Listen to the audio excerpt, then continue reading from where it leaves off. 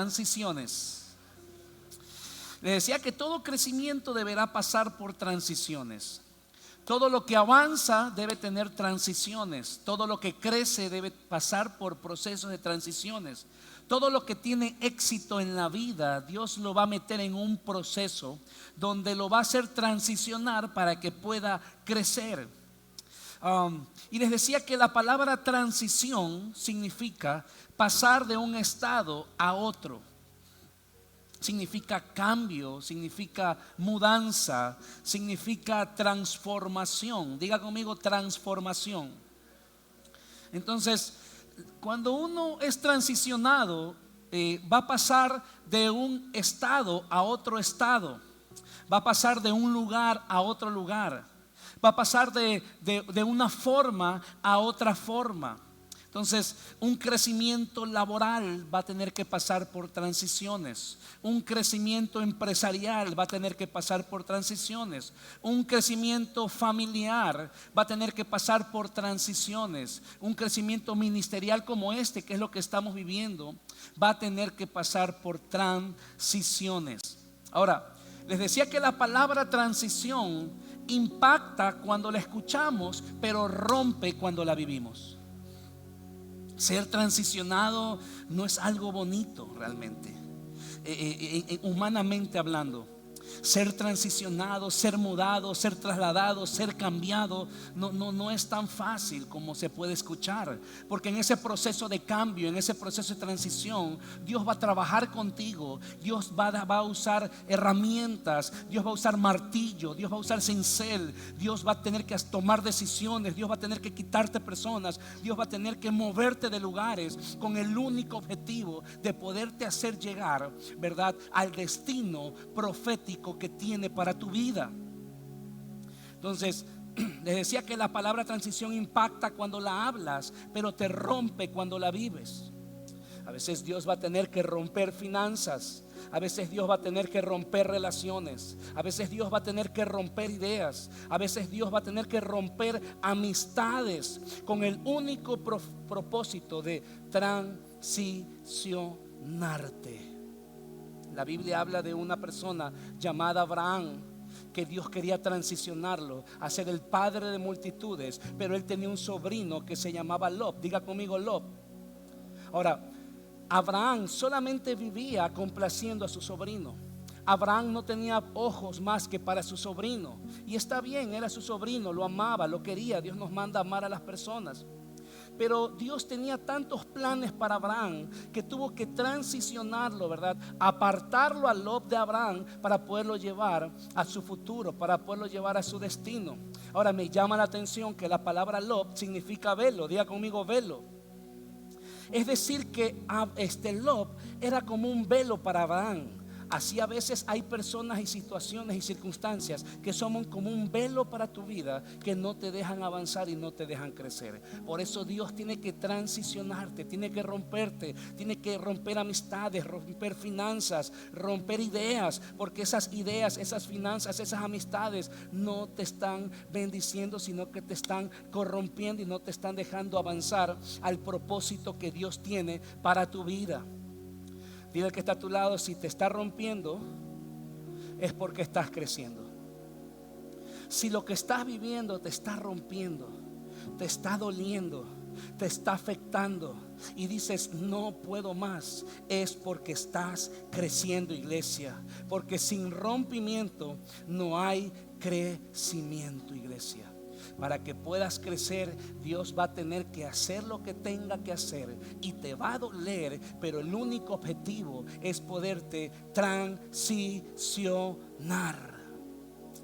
Por eso, si hoy viniste a la iglesia y te sientes roto, te sientes afectado, te sientes aplastado, déjame decirte que eres material disponible para que Dios haga algo nuevo en tu vida. Hay alguien que pueda creer esa palabra. Dios va a hacer algo nuevo. Si viniste roto, viniste afectado, viniste enfermo, viniste no sé con qué problema, esta es la oportunidad de tu vida para que Dios te pueda transicionar.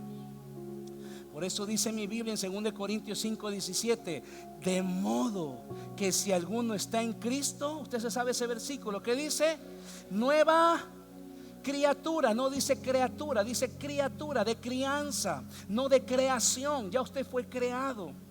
Si los que estamos en Cristo, nueva criatura.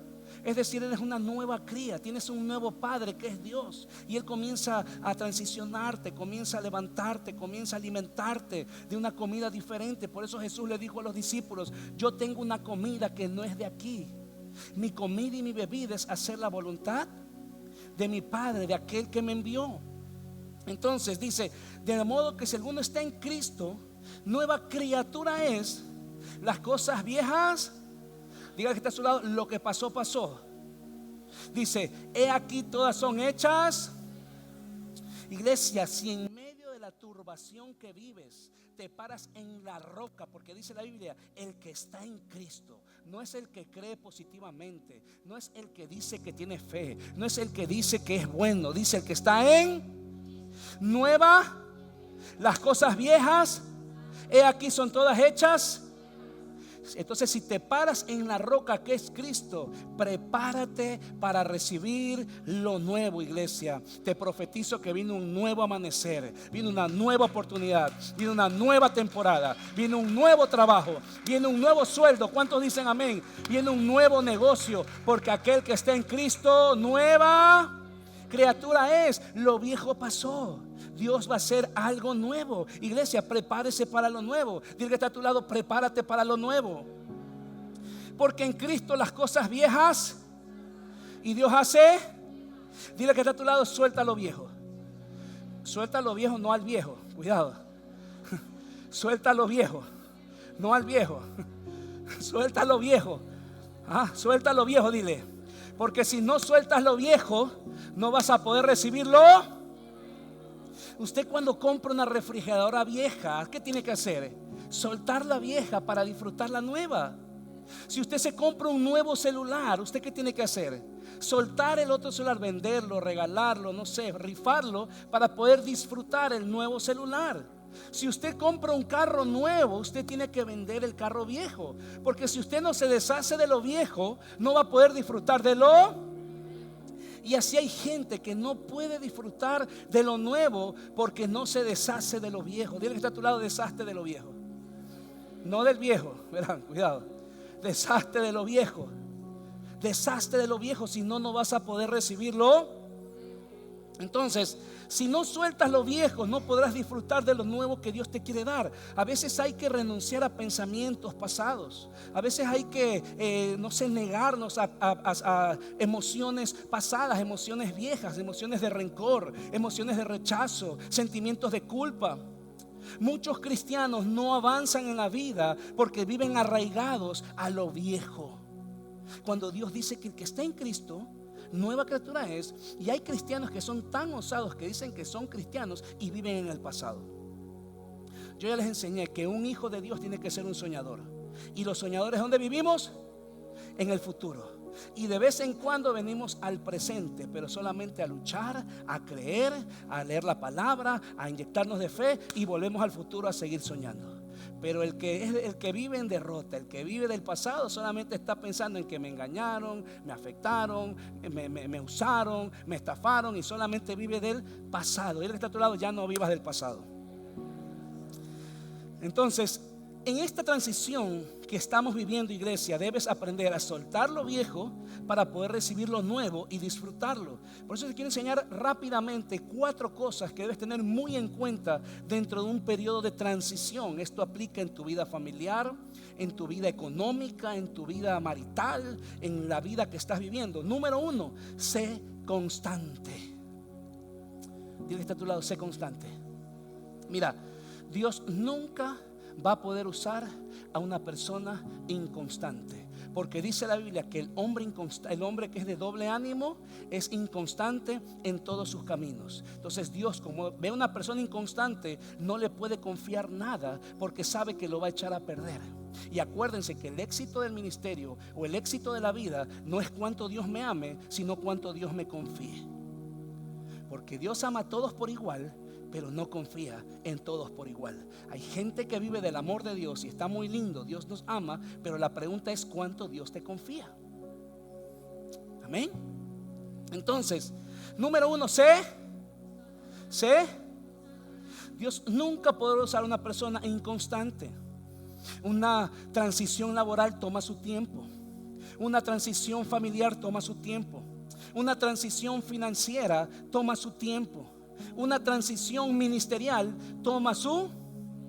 Por eso en tiempos de transición tú necesitas ser constante, porque todo toma su tiempo. Y la palabra constante significa perseverante, persistente y firme. Diga conmigo, firme. Una persona que es constante tiene estas tres características: es perseverante en lo que quiere, es persistente en lo que ha decidido y es firme ante cualquier adversidad que le pueda estar pasando, aún en medio de una crisis energética, familiar, laboral, lo que sea. Hay gente que le va bien hasta que le llega una mala noticia y se derrota, cuando las malas noticias son las que nos preparan a ser mejores personas. Entonces, Hebreos 10:36 dice: entonces necesitan, ¿qué dice? Entonces necesitan, ustedes necesitan, mira, esto es para ustedes. Dios le habla a los hebreos y le dice: entonces ustedes necesitan, ¿qué cosa? Dile que está a tu lado: necesitas perseverar. Escuche, si vas a perseverar, vas a sangrar. La perseverancia no es fácil. A veces uno está caminando y no ve nada. A veces uno está luchando y no siente nada. A veces uno va avanzando en la vida y lo que se topa es con la misma situación. Y es ahí cuando comienzas a ensangrentarte, porque comienzas a frustrarte y a decir: no veo nada, no veo un cambio, las cosas no suceden. ¿Qué está pasando, Dios? Por eso escuche, en tiempos de transición usted necesita actitud, porque la actitud le va a dar altitud. Una persona que tiene actitud de forma constante en un tiempo de transición, esa actitud le va a dar altitud. Y vas a ver que tarde que temprano, problema venga que venga, situación que estemos viviendo, va a terminar y va a iniciar una nueva etapa en mi vida. Por eso usted que está a su lado, debes tener actitud, porque la actitud te da altitud. Entonces, si usted ve, hay una persona que solo llora, solo se queja, solo vive juzgando, criticando, es una persona que no tiene actitud, que todo ve malo. Cuando dice la Biblia que a todo lo malo hay que buscarle lo bueno. Entonces dice Pablo a los hebreos: ustedes necesitan perseverar. En otras palabras le dice: ustedes necesitan ser, diga conmigo, constantes. Usted no necesita una nueva palabra o una nueva promesa de parte de Dios. Usted necesita ser constante con la palabra que ya recibiste y luchar hasta verla materializada. Denle un aplauso al Señor si usted cree en esa palabra.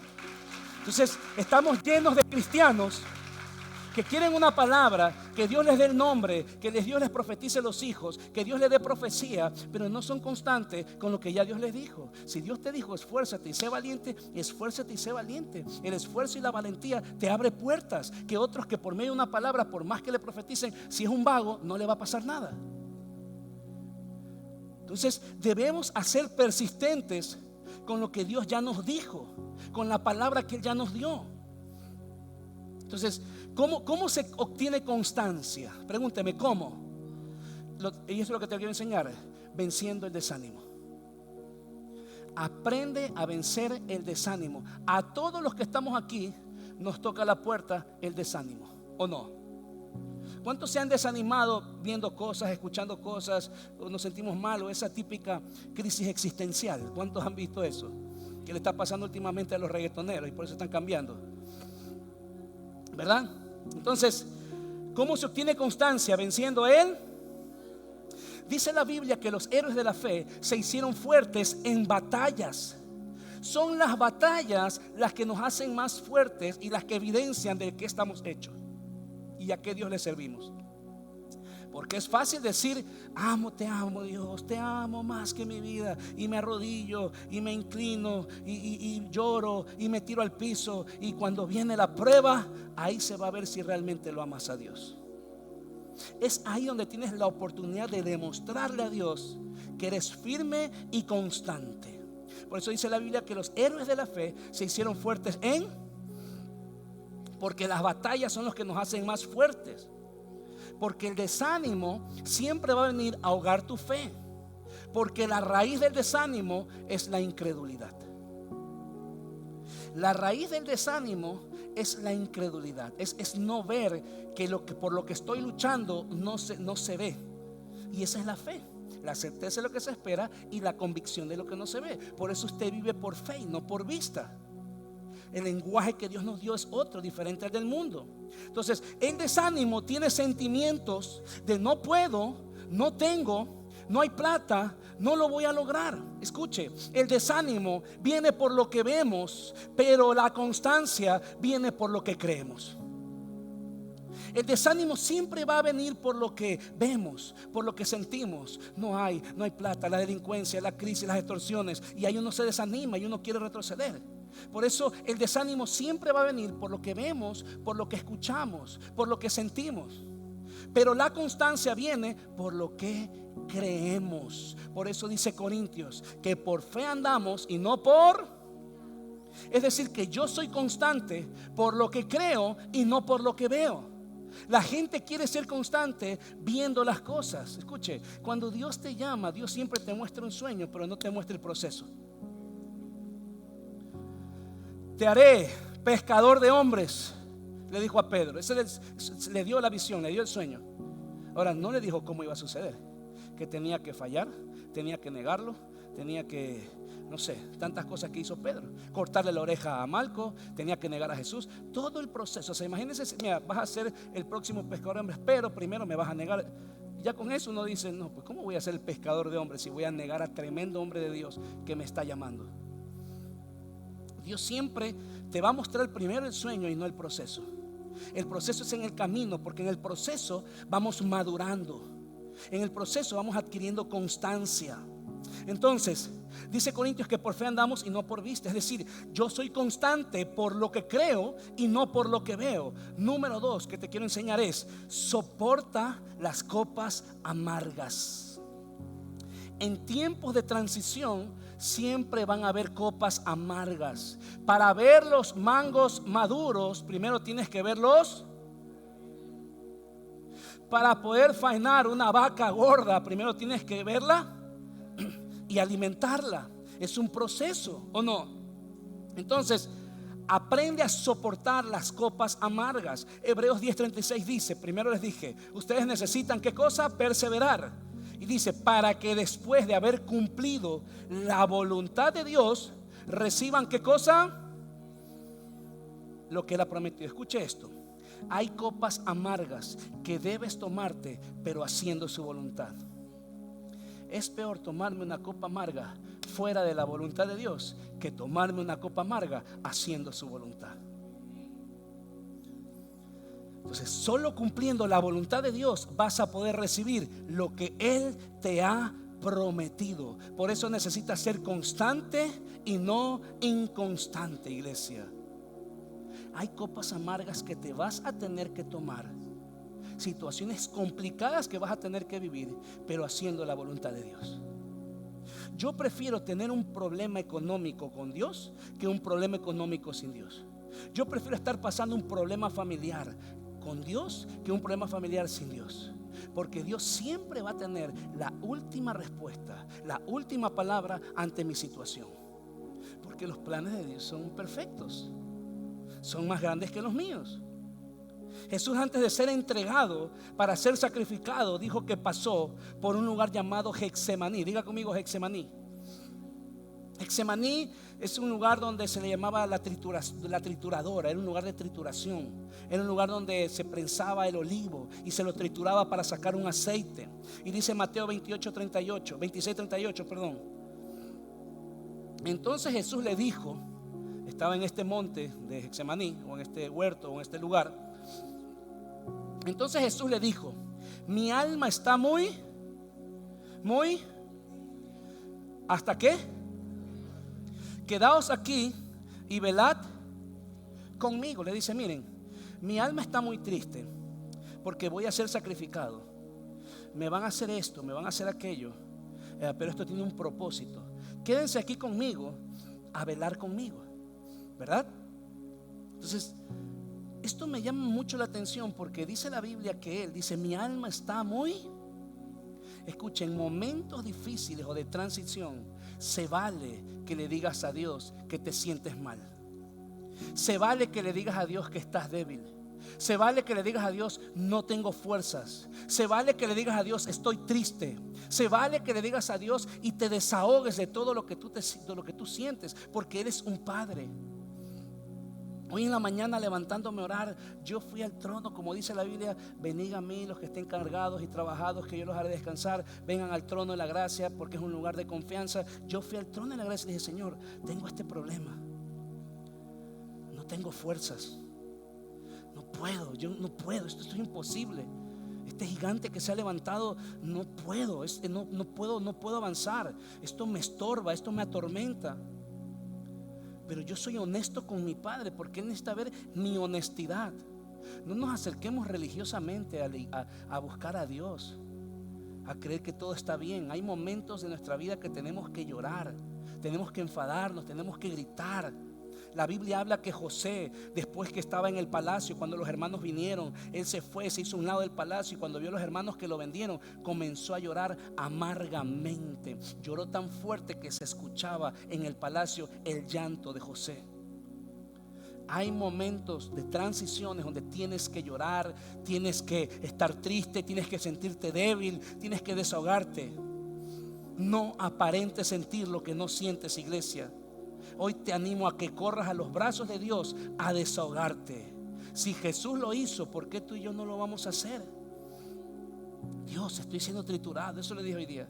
Dios, me siento desfallecer, pero vengo a tu presencia porque te tengo confianza y sé que no me vas a rechazar, iglesia. Él no te va a rechazar. Él no te va a rechazar. En medio de cualquier problema, Él no te va a rechazar, porque Él es un padre. Él es un padre. Entonces nos han vendido un evangelio donde uno tiene que hacer o decir lo que no siente, cuando uno realmente a veces está despedazado por dentro. Y es que cuando uno está despedazado es cuando Dios más te usa, porque Dios tiene que triturarte para que salga un nuevo aceite. Entonces debemos aprender a tragarnos o a tomarnos las copas amargas, pero haciendo la voluntad de... Y dice Mateo, ¿verdad? 26:39 continúa diciendo, Padre mío, dice, y yendo un poco adelante, se postró sobre su rostro y orando diciendo, Padre mío, si es posible, pasa de mí, ¿qué cosa? Pero que no se haga, sino... O sea, Jesús quería ir a la cruz. No quería, porque hay cosas que tú y yo no queremos, y no está mal. No está mal. Por eso vas al trono de la gracia a decirle, Dios, no me gusta, no quiero hacer esto, pero hay que hacerlo, porque hay copas amargas que debes tomarte, pero haciendo su voluntad. Escucha, nada de lo que hagas fuera de la voluntad de Dios va a prosperarte. Podrá enriquecerte, pero no va a poder prosperarte. Yo ya les he enseñado, la prosperidad del diablo es financiera, la de Dios es integral. El diablo, mientras más te prospera, más esclavo eres del trabajo, del dinero, de pensamientos. Pero cuando Dios te prospera, más libre eres. Por eso dice la Biblia, si hijos libertares, seréis verdaderamente libres. No confunda la prosperidad de Dios con la prosperidad del diablo, porque el diablo también prospera. Te prospera más, él es más orgulloso. Entonces Jesús dijo, pasa de mí esta copa, pero no se haga como yo quiero, sino como tú. Escuche, la fe no es saber qué hacer, la fe es no saber qué hacer. Entiéndalo.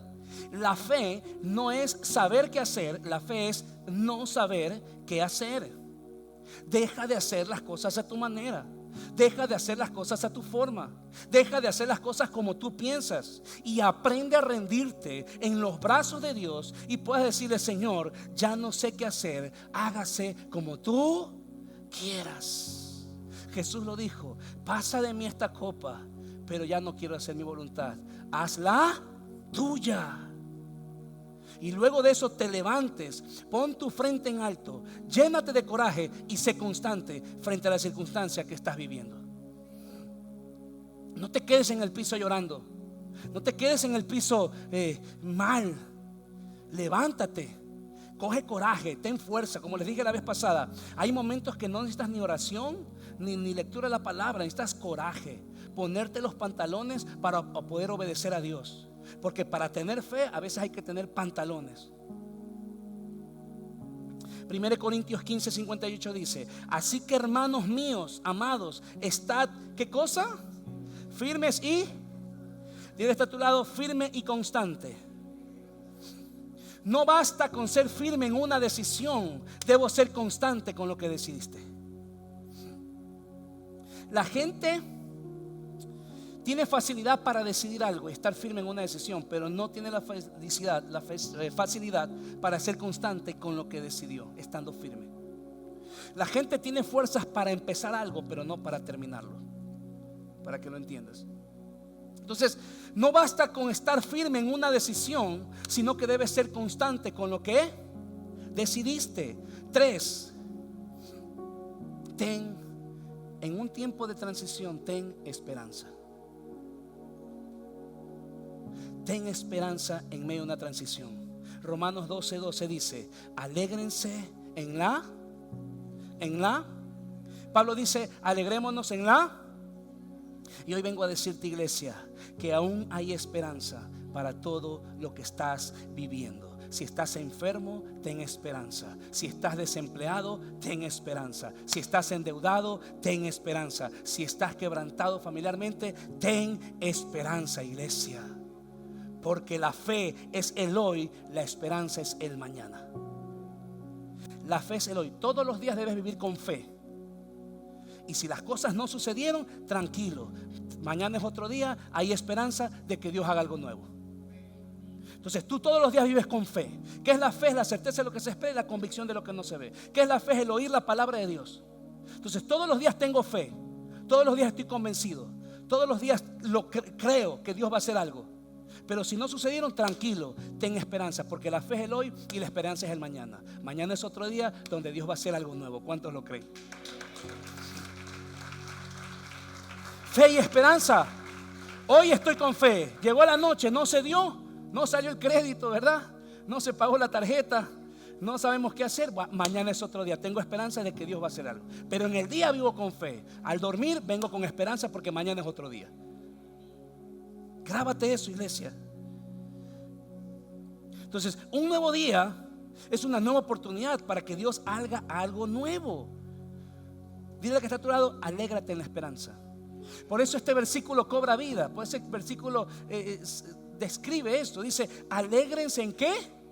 En la esperanza. Alégrate en la esperanza. No que terminaste el día: ay, no se dio. Ay, ahora ¿qué hago mañana? No, me alegro en la esperanza. Mañana es otro día. Algo va a suceder. Algo sobrenatural está a punto de acontecer. Amén. Número 4 y último. Ten paciencia, lo que nos gusta. ¿A cuánto le gusta la paciencia? Eso yo heredé de mi papá, yo heredé la paciencia. Ahí está mi papá. Amén, dice mi hermano por allá. Nos dio harta. Mi papi tiene una paciencia que te puede ministrar rapidito. Romanos 12:12 dice: alégrense en la. Y ahí que dice: tengan. Dios está a tu lado, ten paciencia. Ahora, mira esto. Por eso hay que leer con entendimiento. Mira, el éxito no es cuánta Biblia yo sepa, sino cuánta Biblia yo entienda. Por eso lo que habla en la parábola del sembrador dice que el que viene en la cosecha del 30, 60 y 90 es aquel que escuchó la palabra, la pone por obra y la entendió. Porque si usted no entiende, si usted está aquí en una experiencia de fe y no entendió ni papa, usted no va a ver fruto en su vida. Por eso mi mensaje va destinado a su vida familiar, a su vida empresarial, a su vida marital, a todo el contexto de lo que usted está viviendo. Si yo me pongo a leer Apocalipsis y tantos versículos de tanta revelación, usted no me va a entender. Y dice la Biblia que el que tiene frutos es aquel que recibe la palabra, la entiende y la pone por obra. Entonces, si no doy un mensaje que puedas entenderlo, ¿cómo vas a caminar en ese mensaje? Entonces dice: alégrense en la esperanza, tengan ¿qué cosa? Paciencia. ¿En dónde? Escuche, la paciencia se desarrolla en ¿dónde se desarrolla la paciencia? Son los momentos de dificultades los que nos ayudan a producir ¿qué cosa? Paciencia. Escuche esto, el ser humano no nace con paciencia. Mis hijos me desesperan. Yo los llevo a un lugar y parecen unos animalitos que salieron pero corriendo así como carro loco. Digo: Emilio, espérate, le digo, ya te van a servir. Y está como loco, está haciendo una cosa y está otra. Hoy venía del comisariato comprando algo para mi esposa, y justo cometí el peor error de mi vida de meterme en esa máquina del comisariato que pagas, pero que es como las que están usted ha ido a Miami, pues usted sabe que son cajeros virtuales, son como cajeros ahora modernos, son modernos. Los que hemos ido a Miami sabemos, pues, ¿sí o no? Y Emilio ve esa máquina y se para, se tira, se salta, va y viene y coge. Y eso es un relajo comprar ahí. Tienes que poner el producto. Si lo pusiste muy allá, que no lo nombró, que por acá y que por allá y que no sé qué. Un relajo. Y le dije: Emilio, ten paciencia, ya voy a pagar y ya nos vamos con las cosas. Porque uno no nace con paciencia. La paciencia no es algo que con lo que nacemos, es algo que producimos. Diga conmigo: producimos. El ser humano no nace con paciencia. Peor mi papá. No, mentira. La paciencia no es algo que tenemos, es algo que desarrollamos en medio de las dificultades. Entonces, cuando veas una dificultad, Dios está desarrollando en ti paciencia. Santiago 1:2 dice: hermanos míos, tened por sumo gozo cuando halléis en diversas. O sea, lo que dice: cuando tengas problemas, alégrate. Imagínate, tremenda bendición. Alégrate, dice, porque sabiendo que la prueba de vuestra fe produce paciencia. Pregunto: ¿cómo se produce la paciencia? A través de la prueba de vuestra. Entonces, ¿y cómo vuestra fe es probada? Por medio de dificultades. Entienda, la paciencia no se compra, la paciencia se produce, iglesia. Por eso dice el salmista en Salmos 41: pacientemente esperé a Jehová y inclinó su oído y oyó mi clamor, iglesia. Pregunto: ¿a causa de qué se inclinó el oído de Dios a escuchar el clamor del salmista? ¿A causa de qué? Escuche, la paciencia acelera los tiempos, la ansiedad los ahuyenta. Póngase sobre sus pies, por favor, que voy a terminar.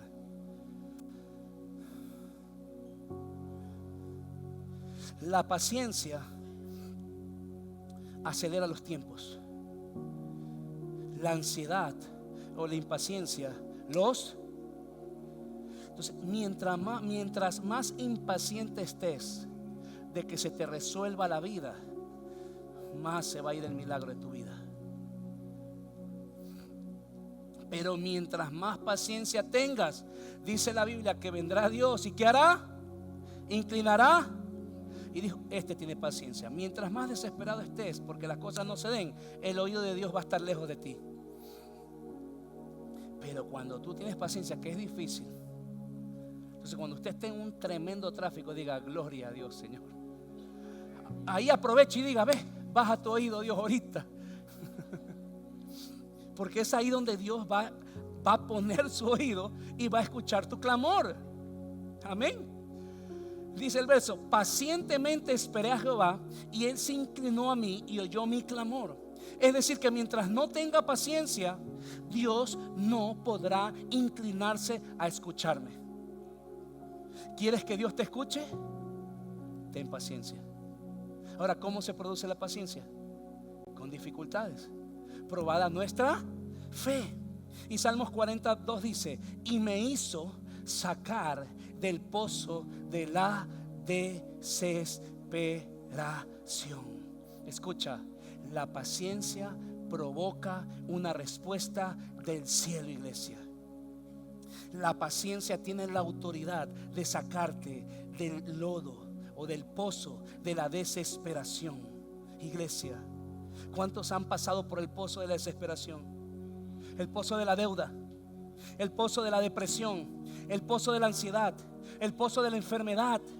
Pero dice el salmista: después de tener paciencia, Dios me escuchó y me sacó del pozo de la desesperación. Iglesia, yo te profetizo en el nombre de Jesús que si tú tienes paciencia, Dios te va a sacar del pozo de la desesperación. ¿Cuántos lo creen?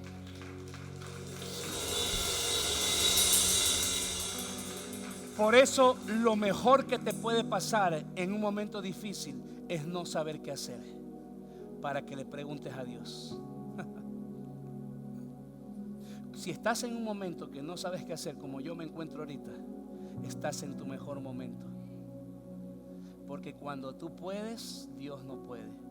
Pero cuando tú no puedes, Dios sí puede, iglesia.